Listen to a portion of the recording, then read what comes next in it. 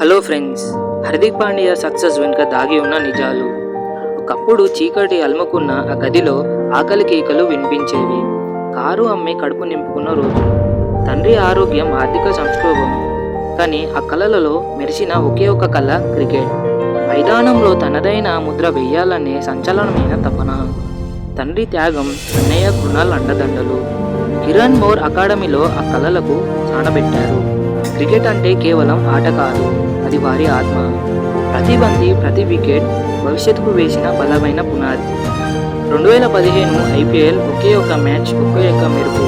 సచిన్ టెండూల్కర్ చూపులు అతనిపై నిలిచాయి. ముంబై ఇండియన్స్ జెర్సీలో ఒక కొత్త స్టార్ ఉదయించాడు. ఇక వెనుక తిరిగి చూసి ప్రసక్తే లేదు.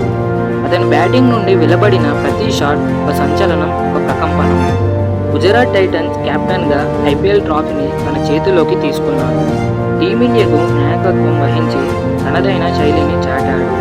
ఒక సాధారణ గుర్రాడు అసాధారణ నాయకుడిగా ఎదిగాడు. అతని నాయకత్వం లక్షణాలు ఒక కొత్త అధ్యయనానికి ఉంది. అతని స్టైల్, అతని ఆత్మవిశ్వాసం. హార్దిక్ పాండ్యా కేవలం క్రికెటర్ కాదు, ఒక జీవన శైలి. ఎంతో మందికి స్ఫూర్తి. కష్టపడితే కలలు నిజమవుతాయని నిరూపించిన ఒక యోధుడు. ఇది కేవలం ఆరంభం మాత్రమే. అతని ప్రయాణం ఇంకా కొనసాగుతుంది.